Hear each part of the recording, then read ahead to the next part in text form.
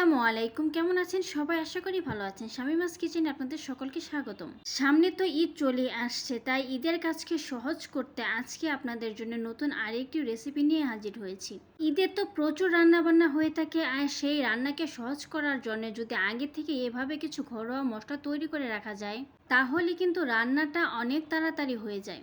বাহিরের দোকান থেকে বেশি চড়া দামে কাচ্চি বিরিয়ানির মশলা না কিনে আপনারা ঘরেই তৈরি করে নিন কাচ্চি বিরিয়ানির মশলা। মশলাটি তৈরি করতে কি কি উপকরণ লাগছে চট করে দেখে নিন।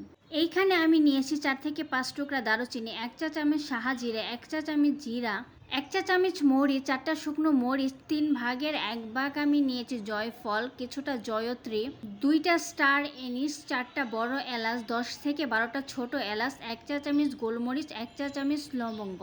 এই মশলাগুলোকে শুকনো খোলায় ভেজে নিব। মশলাগুলো ভাজার জন্য প্রথমে চুলায় একটা কড়াই বসিয়ে দিয়েছি। কড়াইটা যখন গরম হয়ে এসেছে তখন এইখানে আমি প্রথমে শুকনো মরিচটা দিয়ে দিলাম। শুকনো মরিচটা যেহেতু ভাজতে একটু বেশি সময় লাগে, তাই এটাকে প্রথমে একটু হালকা ভেজে নিব।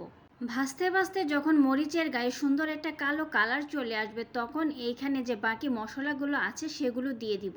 মশলাগুলো দেওয়া হয়ে গেলে এখন কিন্তু চুলার আঁচটা একদম মিডিয়াম টু লোতে রাখতে হবে। অনবরত নেড়ে চেড়ে কিন্তু মশলাগুলোকে ভেজে নিতে হবে। যখন মশলা থেকে সুন্দর একটা স্মেল বের হবে, তখনই বুঝবেন যে মশলাগুলো একদম পারফেক্ট ভাজা হয়ে গেছে। মশলাগুলো আমার ভাজা হয়ে গেছে, এখন চুলা থেকে নামিয়ে ঠান্ডা করে আমি ব্লেন্ডারে গুঁড়ো করে নিব।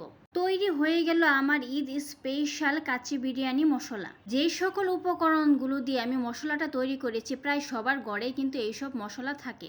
ঈদের আগেই যদি এমন একটা মশলা আপনি তৈরি করে নিন, তাহলে কিন্তু ঈদের রান্না অনেকটা সহজ হয়ে যায়। তাই আর দেরি না করে ঈদের আগে আমার ফুল ভিডিওটি দেখে এইভাবে কাচ্চি বিরিয়ানি মশলাটা তৈরি করে নিন। ভিডিওটি সম্পূর্ণ দেখার জন্য ধন্যবাদ। ভিডিওটি যদি ভালো লেগে থাকে লাইক কমেন্ট শেয়ার দিয়ে পাশে থাকবেন। নতুন নতুন ভিডিও সবার আগে পেতে ফেসবুক পেজটি ফলো দিয়ে রাখেন।